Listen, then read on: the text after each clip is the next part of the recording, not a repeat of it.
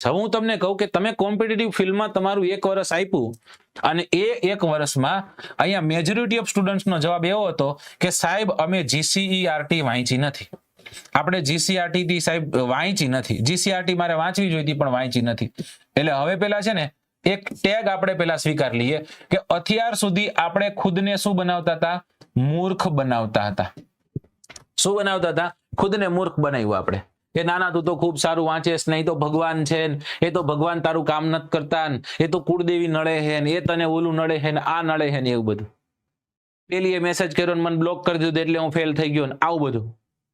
પપ્પાએ તેથી બીડી લેવા મોકલ્યો તો માઇન્ડ વાંચતો તો બીડી લેવા ગયો, પછી મારું મૂડ ચેન્જ થઈ ગયું ને પછી હું વાંચી નો શક્યો, આવું બધું.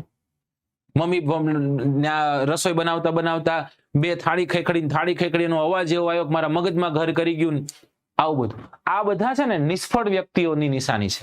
નિષ્ફળ વ્યક્તિ હોય ને આવું બધું વિચારે કે બારી ખોલીને તો બહુ પવન આવતો હતો ને તો મને ટાઈટ લાગીને હોઈ ગયો. બારી બંધ કરી દે ને મારા ભાઈ, આટલી જ વાર લાગે ખાલી બારી બંધ કરતા. હે ને મામું ન બનાવો ખુદની જાતે. આ ફિલ્ડમાંથી ફિલ્ડને મૂકી દો, નકર ત્યાંથી ઉતરી જ જાવ, પગથિયા જ ઉતરી જાવ.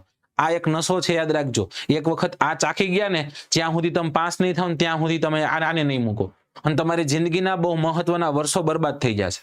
આવું તમને કોઈ નહીં કે, આવું આ સંસ્થા કે આ ન કરાય. મહેનત દાનતથી કરવી તો કરાય, બાકી આ ન કરાય.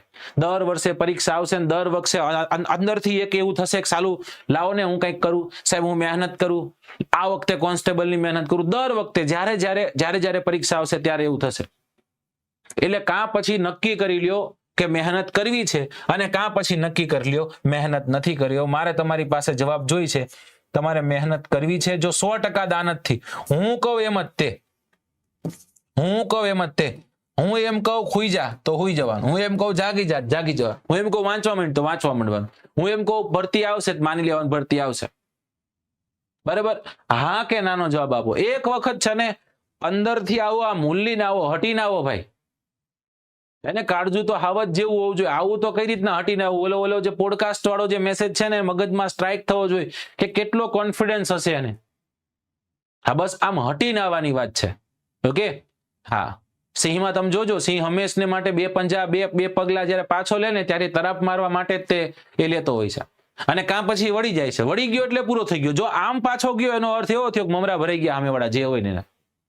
અને જો ત્યાંથી આમ ફરી ગયો તો એનો અર્થ એવો થયો કે સિંહ વયો ગયો.